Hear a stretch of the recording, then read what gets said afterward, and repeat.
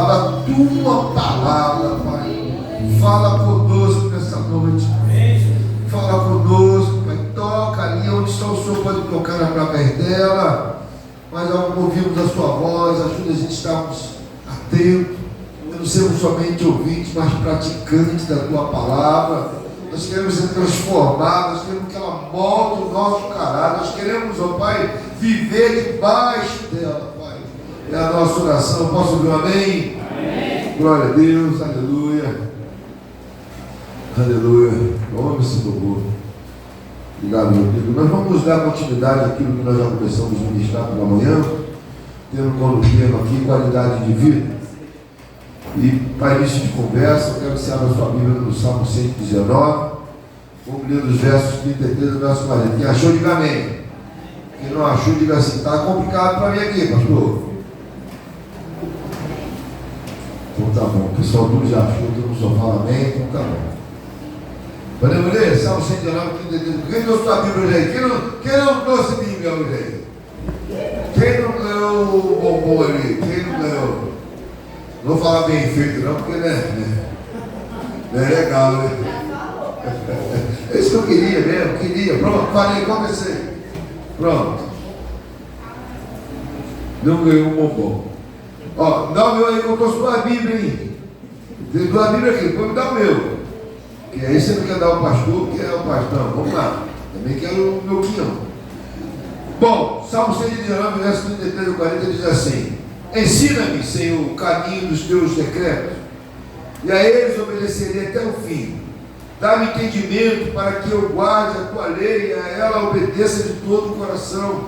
Dirige-me pelo caminho dos teus mandamentos, por nele encontro satisfação.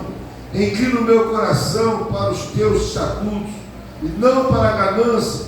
Desvia os meus olhos das coisas inúteis, e faz-me viver nos caminhos que traçaste. Cumpre a tua promessa para com teu servo, para que sejas temido. Livra-me da afronta que me apavora, pois as tuas ordenanças são boas.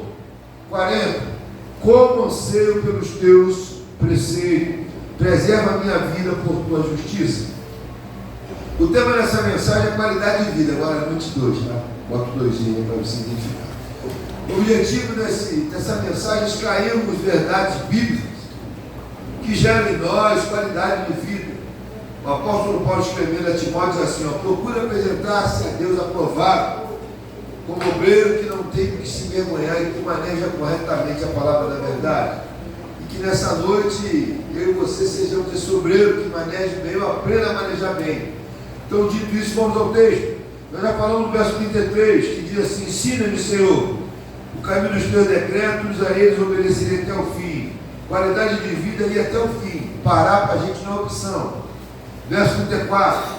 Dá-me entendimento para que eu guarde a tua lei, a ela obedeça de todo o coração. Qualidade de vida é ter entendimento é ter entendimento que nos mantém frutificando, não permitir sermos roubados pelo inimigo. Verso 35. Dirige-me pelo caminho dos teus mandamentos, poderem com satisfação. Qualidade de vida é eu e você termos satisfação. Você é alguém satisfeito com aquilo que o Senhor faz. Dando continuidade no verso 36 agora. Diz assim: eu estou falando rápido, não está falando rápido, me ouve rápido, não para não, hein? Porque não tem como. Verso 36. Inclina meu coração para os teus estatutos e não para a ganância. O quarto ponto de qualidade de vida é: qualidade de vida é não ser vencido pela ganância. Amém? A palavra do Senhor nos ensina a sermos generosos. Davi dizia o seguinte no Salmo 16, verso 2: ao Senhor declaro, tu és meu Senhor, não tenho bem nenhum além de ti. Davi não está falando isso de boca para fora não, porque Davi tinha esse hábito. E é justamente esse texto que eu quero que você abra agora a tua Bíblia, nos 1 Crônicas 29, 1 a 10. Vamos lá, vamos manejar bem a palavra para a gente chegar nos tempos que é longo aqui, eu preciso correr. 1 Crônicas 29, 1 a 10. Diz assim: então o rei Davi disse a toda a assembleia: meu filho Salomão, só ele, foi quem Deus escolheu mas ele é jovem, inexperiente, e a tarefa é grande, pois o palácio não será feito para homens, mas para o Senhor Deus. Forneci uma grande quantidade de recursos para o trabalho do templo do meu Deus: ouro, prata, bronze, ferro, madeira, bem como nisso, para os engastes e ainda turquesa, pedra de várias cores e todo tipo de pedras preciosas e mármore. Além disso, pelo meu amor ao templo do meu Deus, agora entrego das minhas próprias riquezas, ouro e prata para o templo do meu Deus, além de tudo que já tenho dado para este santo templo. Ofereço, pois, 105 toneladas de ouro puro, de Ofir, e 245 toneladas de prata refinada, para o revestimento das paredes do templo, para o trabalho em ouro, em prata, e para todo o trabalho dos artesãos. Agora, quem hoje está disposto a ofertar dádiva ao Senhor? Então os chefes das famílias e os líderes das tribos de Israel, e os comandantes de 1000, de 100, e os oficiais encarregados do trabalho do rei, ofertaram espontaneamente para a obra do templo de Deus. Eles deram 175 toneladas de ouro, 10.000 moedas de ouro, 350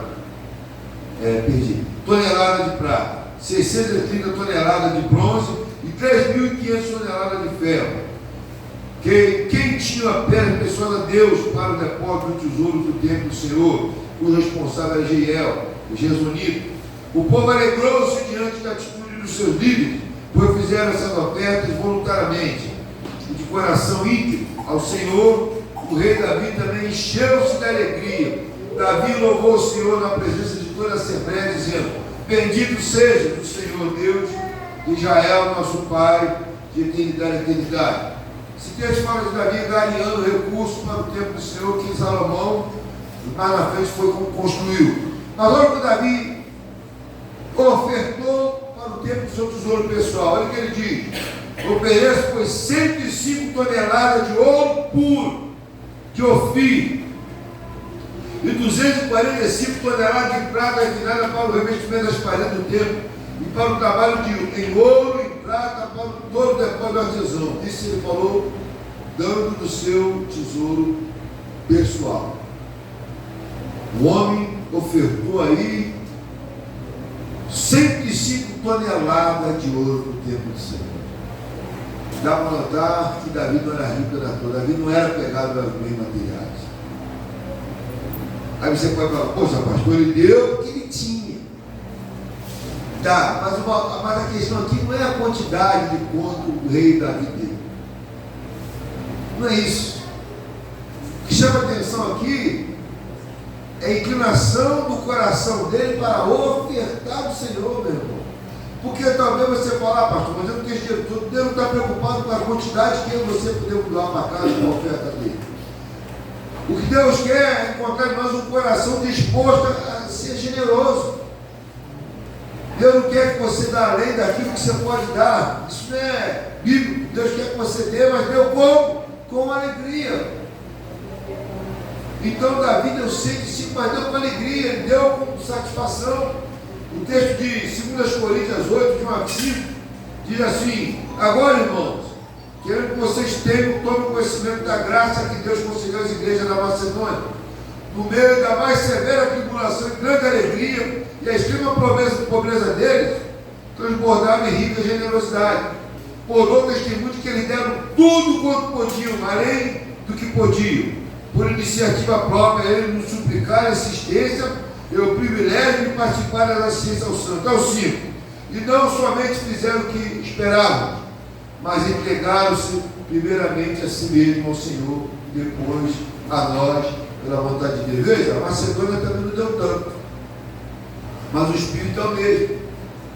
Se ofertou, se entregou ao Senhor, foi generoso na obra.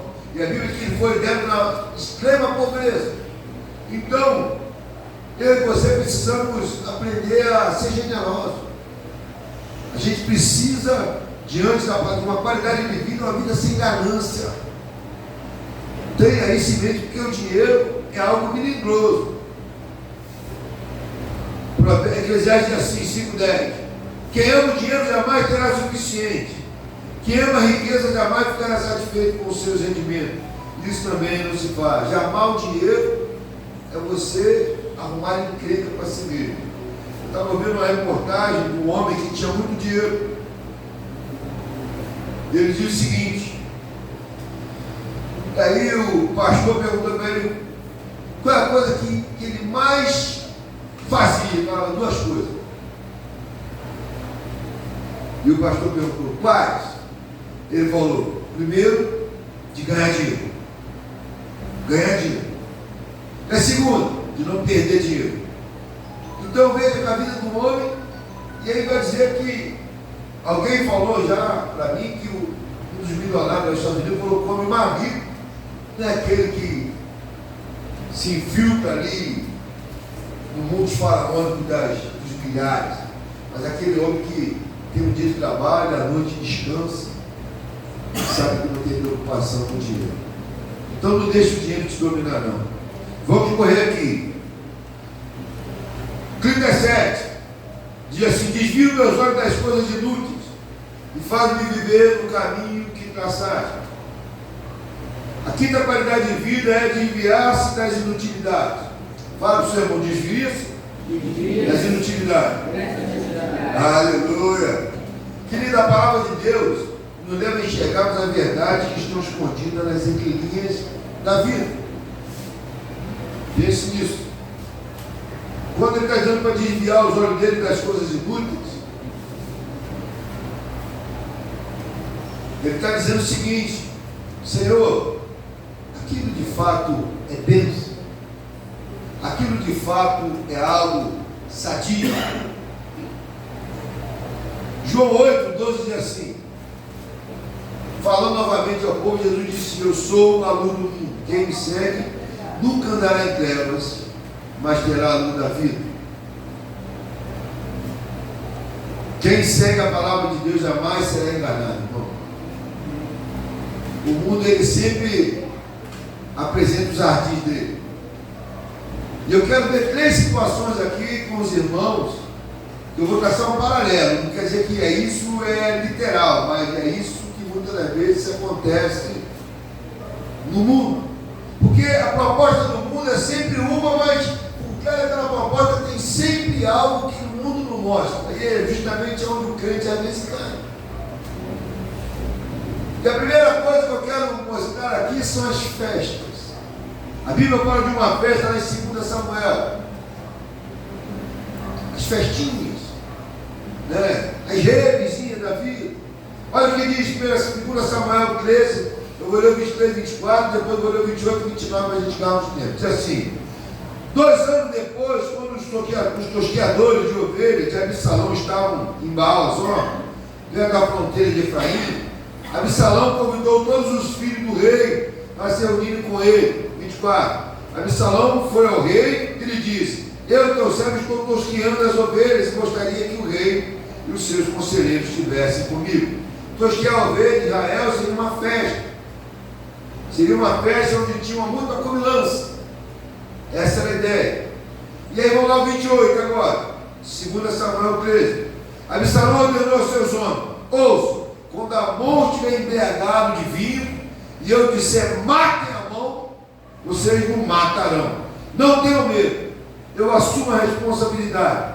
Sejam fortes e corajosos. Assim os homens de Absalão mataram o Aminon, obedecendo as suas ordens. Então todos os filhos do rei montaram em suas mulas e fugiram. O que aconteceu aqui? Rapidamente o contexto. Amon estupou Tamar. Tamar é irmã de sangue de pai e mãe de Absalão. E quando Absalão então soube disso, ficou com dois anos guardando aquilo no coração. E quando fez 2 anos, ele então Amon se ardiu, fez uma festa, mandando buscar a ovelha, falou para Davi, para convidar Davi não vou, que é pesado e tal. Mas ele chamou os filhos, Davi ficou meio cabelo, mas liberou os filhos para ir, e Amon foi. Mas a ordem aqui foi quando Amon tivesse embriagado de vinho, ele disse: Absalão ordenou aos seus homens: ouçam, quando Amon estiver embriagado de vinho, eu disser matem Amon, vocês matarão. Agora, por que eu quero trazer esse texto para a gente? Teve um problema familiar aqui dele, mas o que eu quero trazer para a gente é a questão do ardil. Matem Amon quando Amon estiver bêbado. Você é embriagado. E muitas vezes é esse ardiz que o mundo não oferece. O mundo chama com uma festinha, e você muitas das vezes vai lá, mas quando você muitas das vezes está no meio da festa, se é que você às vezes toma um negocinho, aí você bebe, é justamente onde você é tragado pelo pecado. Não, viu? Aí você é tragado pelo pecado, porque o princípio é o mesmo. O princípio é justamente levar você para aquele ambiente, e naquele ambiente seduzir você. Quando você dá por conta, você cair. Assim como Absalão mandou matar um quando ele estava embriagado, muitas das vezes a gente nas festinhas tem aquele momento em que você acaba deixando se levar, né? É uma resenha, uma vez só, sou jovem, uma vez só. Mas pode ser que uma vez só essa vida nunca mais se viva. Porque o que o mundo promove? Festinha, festa rei. Por trás dessa festa, o que tem? O que você vê de manhã? Pessoas com overdose, usou tanta droga sintética. O que a gente vê de manhã? Jovens vomitando, mulheres seminuas, sexo agrupal. Mas a proposta é o quê? Vem se divertir. Vem para festinha. A proposta é sempre um prazer, ou melhor, sempre uma diversão. Mas por trás daquela cortina de fumaça, você encontra o quê? Droga. E assim vai ladeira abaixo. Então, cuidado com esse artigo. Outra coisa que eu quero trazer para os irmãos é a questão do adultério. Provérbios 7, é um texto, mas eu quero pensar para os irmãos. É nem que a gente acabar a mensagem aqui, mas eu quero trazer esse ponto. Então a primeira coisa que a gente deve ficar atento são as festinhas. Segunda coisa é o adultério. Porque o adultério, tudo tem uma cama. Olha o que diz Provérbios 7, vou ler. Esse é o 7 todo, mas eu quero só do 15 ao 27. Olha o que diz a Bíblia. Por isso saí, verso 15, para encontrá-lo, e vim à sua procura, e encontrei.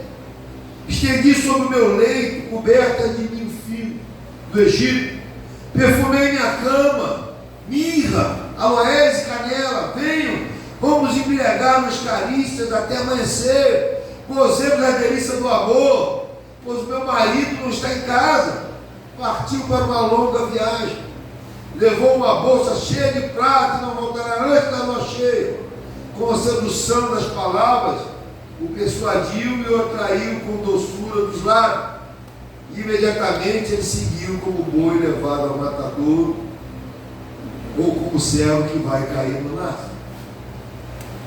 Outro produto enganoso é o adultério. Veja que convite é sempre sedutor. Vem para minha cama, arrumei com lençol de linho, mirra, aloés.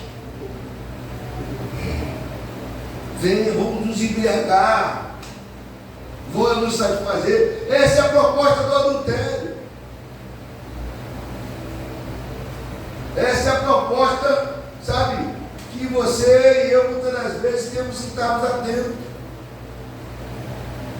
Ninguém cai da dia para a noite, porque há todo um cenário, veja, há uma áurea ali, podemos assim dizer, toda inclinada para isso. Mas o que a Bíblia vai dizer agora para mim e para você? 22, imediatamente ele seguiu como boi levado ao matadouro, ou como servo que vai cair no laço, até uma flecha ele atravessa o fígado, ou como o pássaro que salta para dentro do alçapão, sem saber que isso custará a vida. Então, meu filho, ouça e dê atenção às minhas palavras. Não deixe que seu coração se volte para os caminhos dela ou dele, nem se perca em tais veredas. Muitos foram as suas vítimas. Os que o matou são uma grande multidão. A casa dela é um caminho que desce para a sepultura, para moradas da morte. Adultério mata a nossa vida, mata nosso ministério, mata a nossa casa e mata tudo que veio para frente. Mas a proposta é sempre prazer. A proposta é sempre uma sedução. Por que eu estou falando? Porque muitas das vezes a gente está sendo engodado. Cuidado com as amizades. Cuidado com as conversas melosas. Quem tem ouvido ouça o Espírito das igrejas. E segundo, a terceira questão que o mundo nunca apresenta como é os prazeres.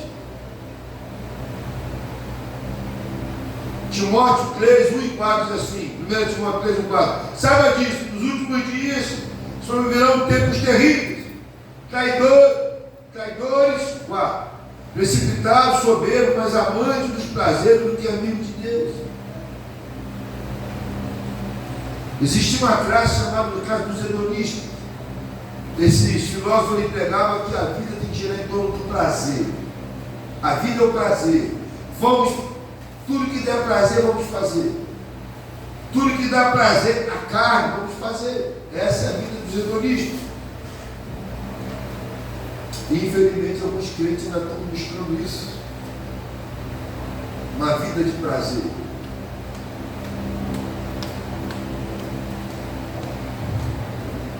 E aí a gente vê tantas pessoas buscando prazer em tantas coisas. Cuidado com a internet, tudo que você vê. Cuidado com aquilo que dá satisfação, que não é do Senhor. Nosso prazer está na lei do Senhor, nessa lei medita dia e noite.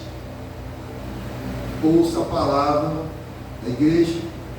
Ouça os pedidos das igrejas. Isso são coisas inúteis para a gente. Diz assim, o texto mesmo de Salmo 119, 37. Perdi os meus olhos das coisas inúteis, faz-me viver os caminhos que traçaste. Efésios 4, 17, 20 vai amarrar assim para a gente, ó.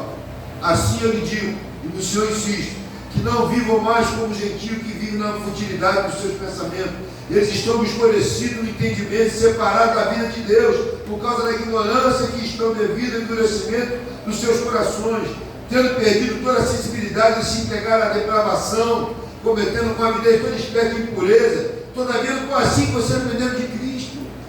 E a gente não aprendemos isso de Cristo. Cristo nos ensina uma vida de santidade, uma vida de verdade, uma vida de verdadeiro prazer. E o prazer de Deus é aquele prazer que cada dia que passa você sente mais o gozo da alma. Tu chama o crente para orar, o cara não quer, mas tu chama ele para fazer coisa errada, ele vai que vai. Em nome de Jesus, irmão, você é uma nova criatura. Nosso prazer é as coisas espirituais. Senão não tem sentido estarmos aqui. Senão a gente está perdendo tempo. Vamos correr aqui. Verso 38 diz assim: cumpre tua promessa para com teu servo, para que sejas temido. Se esta qualidade de vida não permitir que o temor de Deus se afague no nosso coração. O salmista vai dizer aqui para mim e para você: olha, cumpre a tua promessa para com teu servo, para que seja temido. O salmista ele faz uma associação aqui muito legal, ele associa temor com promessa.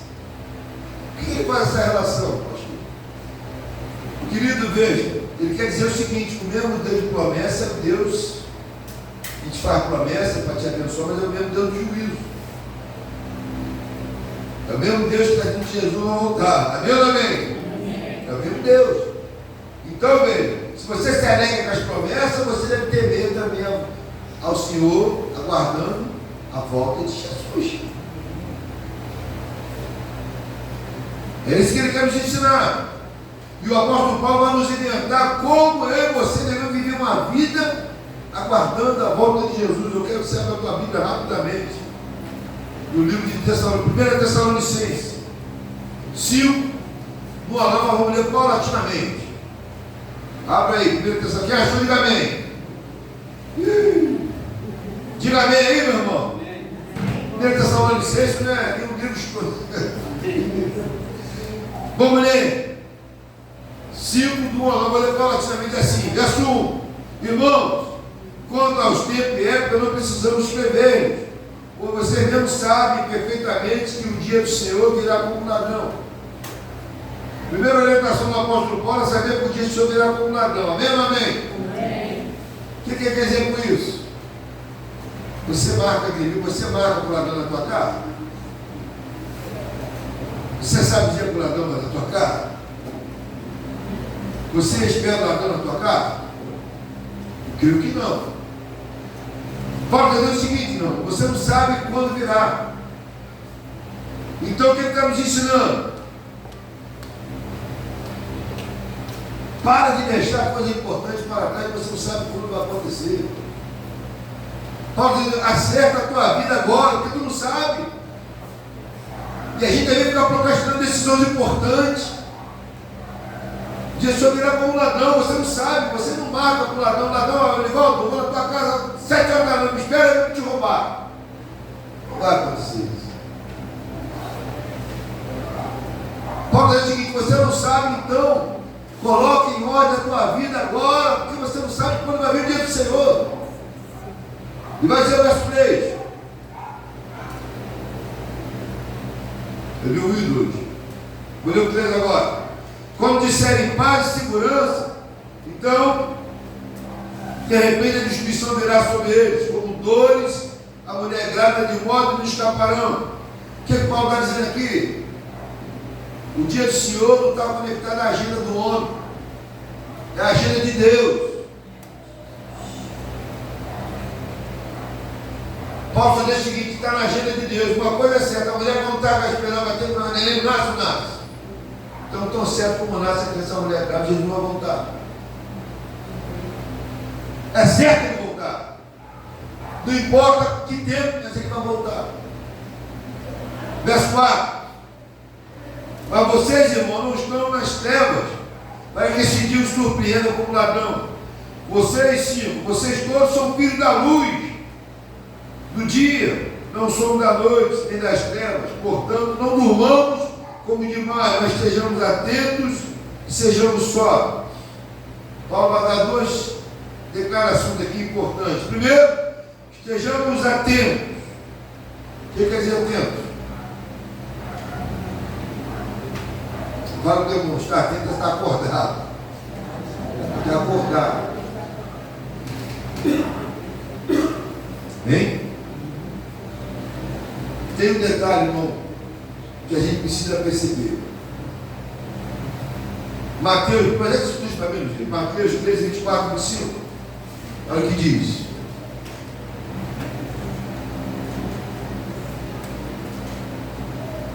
Jesus me contou outra palavra dizendo, o reino dos céus é como um homem que semeou boa semente no seu campo. E 25. Mas enquanto todos veio o inimigo e semeou o joio no meio do trigo e se foi. Mantenha aí. Atento a estar acordado. Quando eu e você dormimos na hora que não deve dormir, é justamente a hora que o inimigo chega. Mas enquanto todos dormiram, quem veio? Quem não veio que você estava acordado? Ele pega você desatento. Ele espera você dormir. Ele espera você da bobeira. Por isso que o Paulo tem que estar atento, acordado, vigilante. Porque quando você dorme, é justamente que ele entra. Quando você bobeia, ele chega. E os que andam ao redor da mão, comunhão, buscando quem possa pregar. Então não durma na tua casa, seja você um porteiro da tua casa, atento. Na minha casa só eu isso aqui. Na minha vida eu só quero isso, seja atento. Não durma, porque quando você dorme, o inimigo não dorme. E dormir aqui, o que é, pastor? É você se entregar aos prazeres dessa vida. É você não estar ligado, é você não ter uma vida de oração, é você não estar frequentando uma igreja, é você não prestar conta, é você estar solto.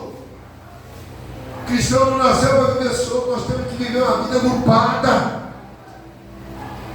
O leão, deixa eu ensinar um ladinho de rodapé para os irmãos. O leão, quando ele caça, ele não ruge. Ele não ruge quando ele caça, ele anda espreito.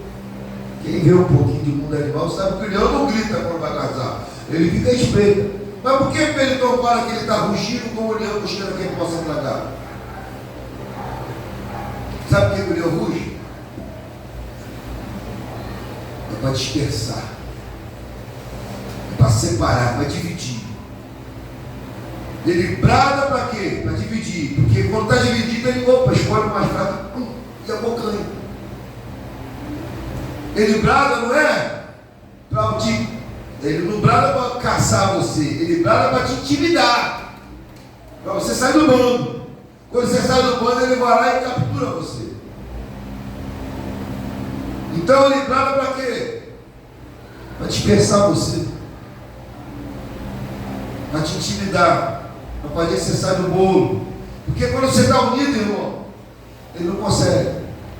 Sabina mostrou um vídeo aqui do. Que ele mora aqui. Não sei. Quando estava sozinho, veio, mas quando juntou o bando, olha, ó. E é a realidade. Então não é bobeira, ande junto. Você tem uma célula, você tem uma igreja, você. Não ande sozinho, não.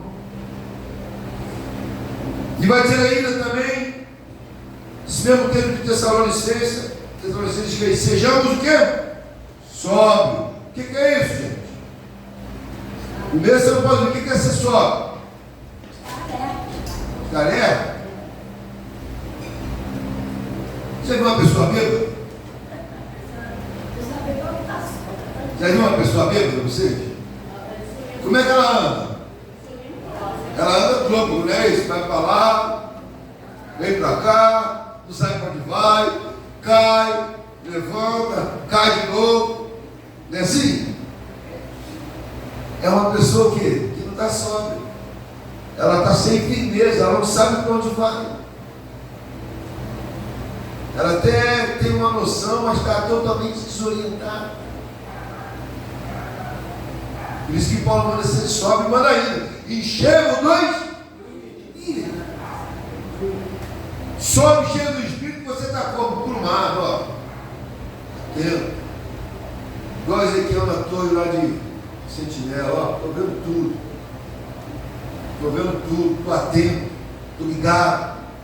Agora, se você está embriagado não sobe, você está desatento. Você vai até besteira. Tem gente que. Bom, deixa eu falar. Então, sejamos o que? Sóbrios. Andar firme. Eu tenho direção. Jesus é meu alvo. Eu tenho direção a Ele, ó. Eu não estou louco, eu não vou para lá, eu não vou para cá, eu tenho uma direção, eu tenho o rumo de Jesus ao meu norte. É isso que Paulo orienta. Verso 7, de Tessalonicenses aí, primeiro. Pois os que dormem, dormem de noite. E os que se embriagam, embriagam-se de noite. O que é isso, pastor? O que vocês entendem aqui? Noite significa o quê? Aquilo que está escondido. Noite aqui significa aquilo que é escondido, aquilo que você quer fazer que ninguém quer ver. Por isso que ele diz: quem dormir aqui é cair no pecado. Os que se embriagam, embriagam-se de noite. Aí eu quero abrir uma parênteses aqui: cuidado com a internet. O pastor Birajara tem pavor da internet. Por quê, pastor?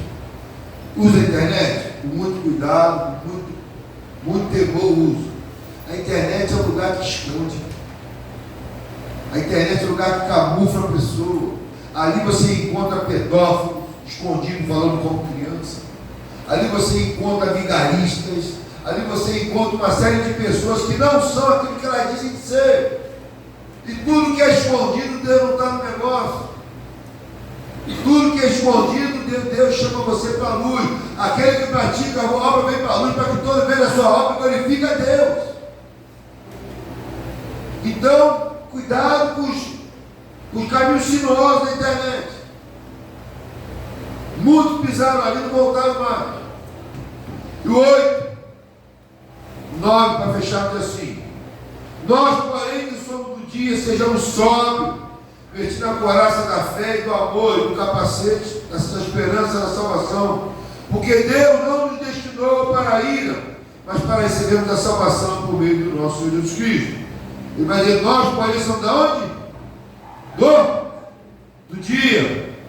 Amém ou não amém? Você é crente, irmão. Você é sal.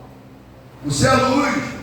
Você, pelo menos, deveria estar vivendo de maneira esperando o seu Senhor. Você está andando corretamente esperando a volta de quem? De Jesus. Eu estou andando na luz, eu estou em comunhão, eu estou livre de pecado, eu não estou vivendo uma aparência do mal, eu estou em santidade. A nossa vida tem que ser assim. Eu não estou falando, se eu estou passando a imagem de perfeição, não é isso. Mas eu estou falando daquilo que eu e você precisamos nos empenharmos para viver. A gente é luz, a gente é sal da terra, a gente são aquelas pessoas que Jesus levantou para glorificar o nome dele, em nome de Jesus. Sétima qualidade, vou falar só essa, vou terminar porque já vou estourar. Vou nem fechar com a outra. Sétima qualidade, verso 19: livra-me da afronta que me apavora, pois as tuas ordenanças são boas. A sétima qualidade é qualidade de vida é vencer as afrontas. Fala para o teu irmão. Qualidade de vida é vencer as afrontas. O salmista diz que tem alguma afronta que apavora. A afronta por si só já é ruim, não é uma coisa boa. Agora, aquelas que apavoram são piores ainda. E como é que a gente vence a afronta, pastor? O Salmo 109, de 1 a 4, vai nos ensinar. Vamos lá. Apresenta para a gente, inclusive. Salmo 109, de 1 a 4 diz o seguinte: